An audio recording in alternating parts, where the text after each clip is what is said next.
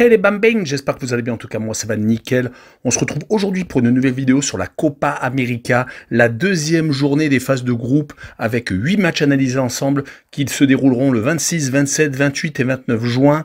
Le 26 juin, le Pérou contre le Canada, le Chili contre l'Argentine.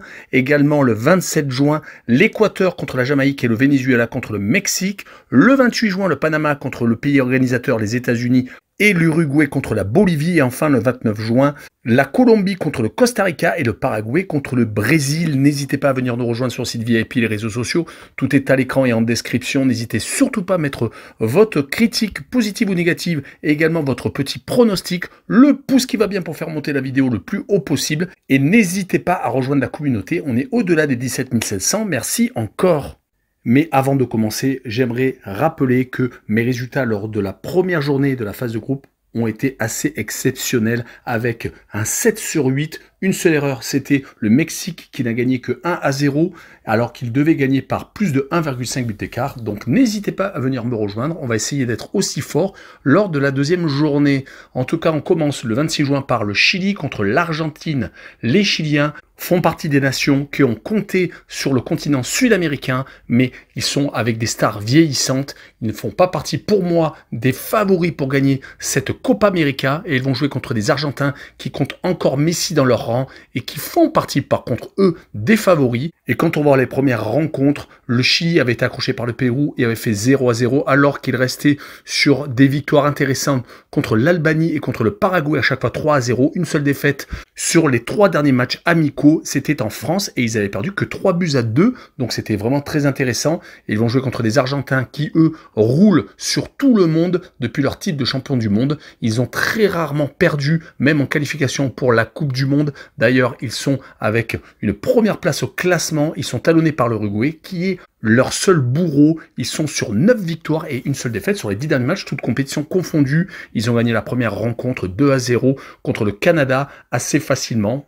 Sur cette rencontre, je verrai une victoire de l'Argentine 2-1 avec les Argentins qui marquent le plus de 1,5 but sur le match et une cote à 1,78. On poursuit avec le Pérou contre le Canada. Les Péruviens ont donc accroché le Chili et ont fait 0-0, commençant très bien ses qualifications. Ils auraient préféré commencer par 3 points, mais tout de même, le Pérou reste une des nations sud-américaines qui ne perd quasiment pas ces derniers temps. Sur les 5 derniers matchs, 3 victoires et 2 matchs nuls, toutes compétitions confondues. Ils prennent très peu de buts.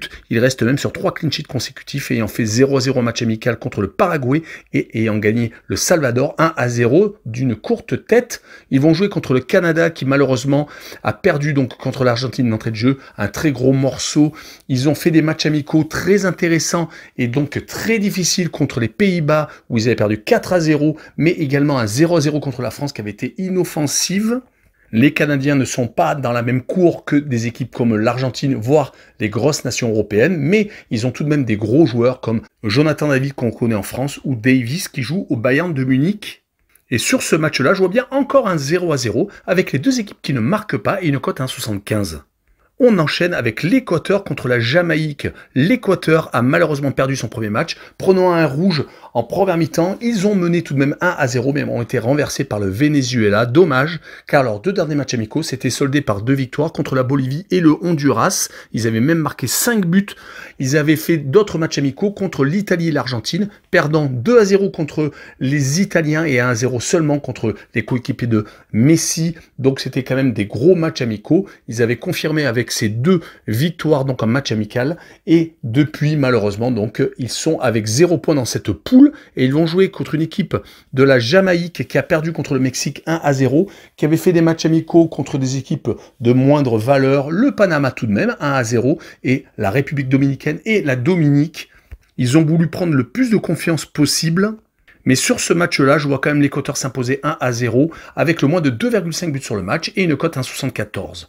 On enchaîne avec le Venezuela contre le Mexique justement, les 2 autres équipes de la poule. Le Venezuela a réussi donc une très belle opération avec ses 3 points pris contre l'Équateur. Ils avaient pourtant fait beaucoup de matchs assez compliqués. Ils restaient sur 5 matchs sans victoire, 2 défaites et 3 matchs nuls. Il faut quand même le noter, des matchs amicaux contre l'Équateur sans prendre de but, également contre le Guatemala. Ils ont joué des grosses nations comme la Colombie qui fait partie des favoris de cette Copa América et l'Italie. ne perdant à chaque fois que d'une courte tête, mais ils vont jouer contre une équipe du Mexique qui veut enchaîner après sa victoire contre la Jamaïque, qui vient de perdre 2 matchs amicaux juste avant cette compétition contre l'Uruguay et le Brésil, prenant tout de même 7 buts. C'est plutôt compliqué pour les Mexicains qui ne font plus partie obligatoirement des favoris de cette compétition. Les Mexicains ont eu des très belles périodes dans leur histoire, mais ils font sans doute partie plus des outsiders et espèrent surtout sortir des poules avec cette victoire contre la Jamaïque. Ils en prennent le chemin. Sur ce match-là, je vois un match nul, 1 but partout, avec le away no bet et le match nul remboursé 6 victoires du Mexique à l'extérieur et une cote à 1,73. Et on enchaîne avec le groupe C et le Panama contre le pays organisateur, les États-Unis. Le Panama a malheureusement réussi une rentrée moyenne avec une défaite contre l'Uruguay, 3-1, mais les Uruguayens font partie avec leur entraîneur Bielsa des favoris. Ils restent sur 3 défaites sur les 5 derniers matchs, toutes compétitions confondues. Les 2 victoires ont été contre des équipes de moindre valeur, la Guyane et Montserrat. Par contre, dès qu'ils ont joué contre des équipes un peu plus importantes, même contre la Jamaïque, ils se sont inclinés à 1-0. Et ils ont perdu leur dernier match amical contre le Paraguay 1-0. Donc cette défaite contre l'Uruguay était à peu près normale. Rappelons que le buteur a été Murillo, le joueur de l'Olympique de Marseille. Et ils vont jouer contre un autre gros morceau de cette poule, les États-Unis, qui organisent cette Copa América. Une répétition avant la prochaine Coupe du Monde qui s'organisera également aux États-Unis en 2026. En tout cas, les Américains ont gagné 2-0 la Bolivie. Ils avaient fait un très beau match amical contre le Brésil, faisant 1 but partout. Cela avait gommé la grosse défaite contre la Colombie, 5-1 à la maison. D'ailleurs, ça avait énormément jasé au pays de l'oncle Sam. Sur ce match-là, je vois encore les Américains être favoris et s'imposer 2-0 avec les Américains qui marquent le plus de 1,5 buts sur le match et une cote à 1,55. La deuxième rencontre de cette poule C est l'Uruguay qui joue contre la Bolivie. Les Uruguayens font partie des favoris, on en est sûr, depuis que Bielsa est arrivé à leur tête. Ils sont assez exceptionnels, ils ne perdent quasiment plus, à part un match amical perdu contre la Côte d'Ivoire. Sinon, sur les 10 derniers matchs, toutes compétitions confondues, leur dernière défaite remontait à un déplacement contre l'Équateur. Sinon, ils avaient réussi à s'imposer contre le Brésil, en Argentine, contre la Bolivie, sans prendre de but à chaque fois. Ils s'étaient également imposés en match amical contre le Mexique 4-0.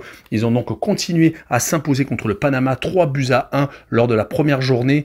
Ils vont donc être opposés à la Bolivie qui reste sur 4 défaites consécutives contre le Mexique, l'Équateur et la Colombie. C'était lors des 3 derniers matchs amicaux, très compliqués. Et ils ont continué malheureusement par un revers contre les États-Unis. Cela va être compliqué de battre l'Uruguay qui est donc pour moi favori sur cette rencontre. Et je les vois gagner 3-1, les coéquipiers de Dario Núñez, avec le plus de 3 buts sur le match et une cote à 1,70. Et on finira avec le dernier groupe, la poule D, avec la Colombie, qui recevra le Costa Rica, qui a réussi à accrocher le Brésil lors du premier match 0-0, faisant une très belle opération. Il restait tout de même sur 3 matchs sans défaite juste avant ce match contre les Brésiliens.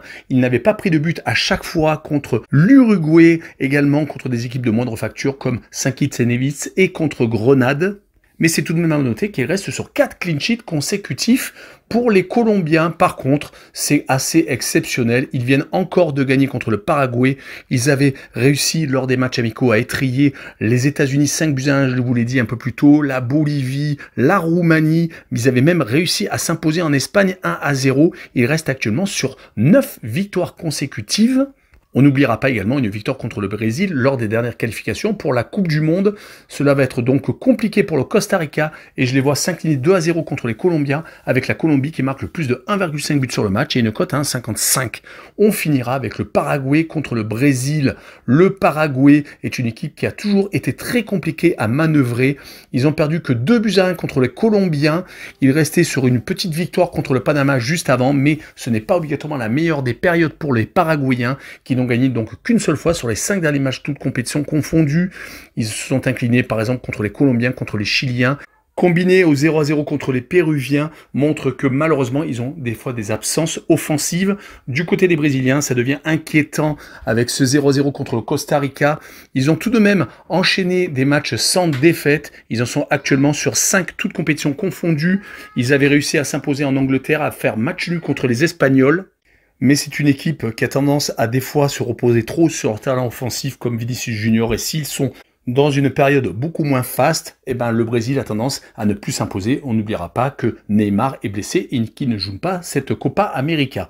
Sur ce match-là, je verrai une victoire du Brésil simple et juste de 1-0 avec le moins de 2,5 buts sur le match et une cote à 2. Voilà, on en a fini avec cette vidéo. N'hésitez pas à venir nous rejoindre. Ciao les bambins!